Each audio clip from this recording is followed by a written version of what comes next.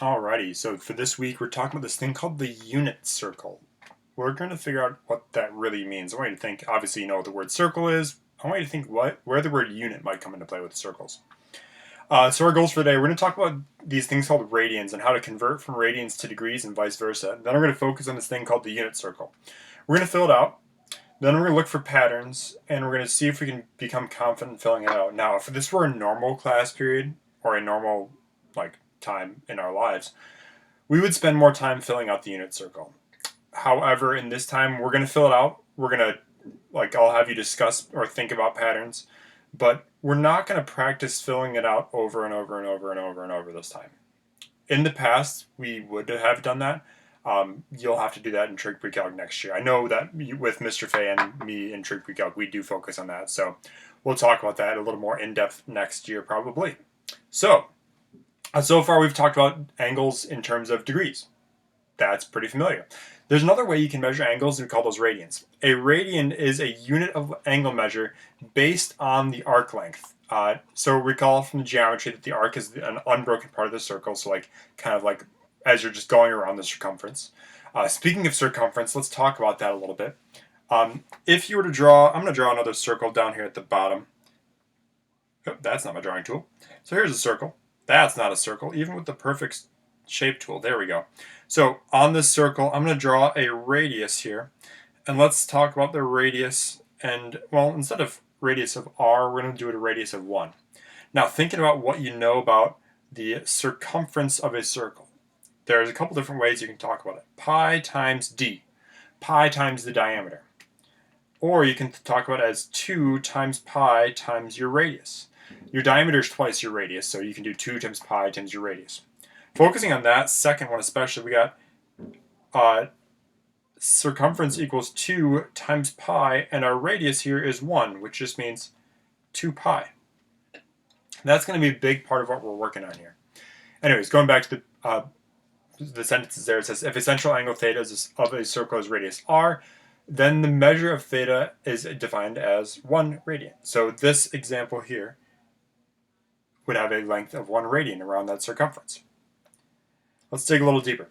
So the circumference of a circle of radius r is 2 pi times r, or in the case that we were working with where it's just 1 long, it's just 2 pi. Therefore, the angle representing one complete clockwise rotation is 2 pi radians.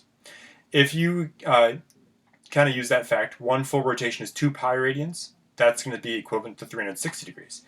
Using this visual here, if 2 pi radians is one full circle, in other words, 2 pi radians is the same as 360 degrees, half that's going to be 180 degrees. 180 degrees is going to be pi radians. We're going to use that to convert from one measurement to the other. So for example, down here at the bottom, it says to go from degrees to radians. You're going to multiply the number of degrees by pi radians over 180 degrees. Now, if we want to go the opposite direction, we're going to take the number of radians and multiply by 180 degrees over pi radians. The physics teacher in me loves using these units in here. Just kind of helps us visualize this and cancel things out. On this next page, we're going to do 2 of these together, and I want you to do the following 2. Goodness gracious, talking's hard. On your own after that. So we've got 2 measurements, one's in degrees, one's in radians. The first we're asked to either convert from degrees to radians or vice versa, from radians to degrees. The first one we already have it in degrees, so let's convert it to radians. The measurement, or the converter, there we go. The conversion ratio we need to use, there we go, is degrees times pi radians over 180 degrees. The reason I was saying this earlier, the physics teacher in me is kind of loving these units in here, is if we set this fraction up here, it's 180, or negative 60 over 1. It's negative 60 degrees. That degree symbol is just a unit. So those units can cancel out.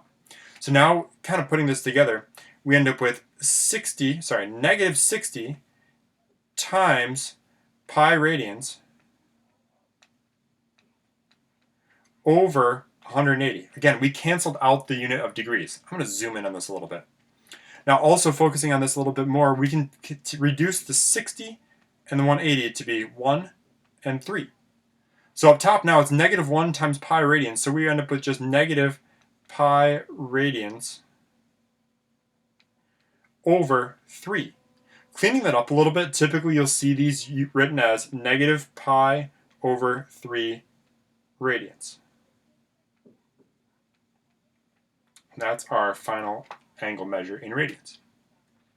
Now going in the opposite direction, if we're given 1 in radians, we're asked to go from radians to degrees. We've got 2 pi, I'm actually going to put the radians up here, over 3.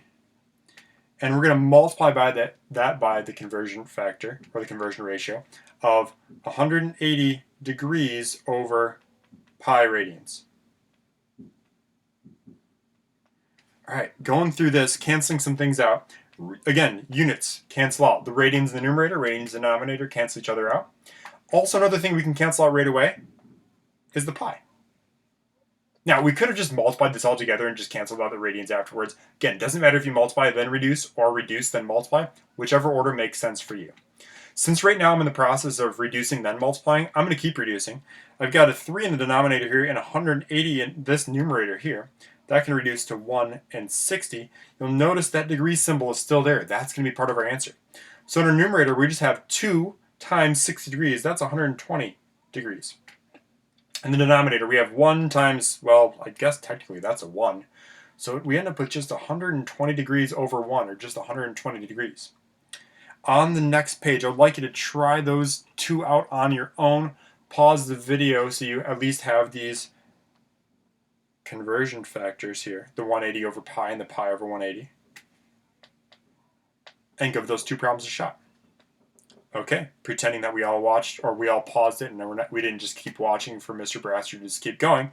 80 degrees, multiplied by that by pi radians. I'm just going to abbreviate radians as rads here, over 180 degrees. We'll reduce this a little bit. 80, put that over 1. 80 and 180, well, first of all, the radians, sorry, goodness gracious, I'm tired. The degrees cancel out. We can divide both the 180 and the 80 by 20, giving us 4 and 9. So in our numerator, we end up with 4 times pi. In the denominator, we have 1 times 9, so we got 4 pi over 9, and then the units, radians. Number 2, we got 2 pi over 9 radians. I'm going to take that 2 pi over 9, multiply that by 180 degrees over pi. I'm skipping the units here because they're going to cancel out, or at least 3 units of radians. Cancel out those pi's. I'm also going to reduce the 9 and the 180. 9 and 180 are both divisible by 9, so that becomes a 1, that becomes a 20. So we've canceled out a lot here. In our numerators, we have 2 times 20 degrees, that's 40 degrees. In our denominator, we have 1 times, I've got to get back in the habit. Anytime I cancel something out, it should technically become a 1, like up here. So we have 1 times 1, which is just, well, 1. So our final answer is just 40 degrees.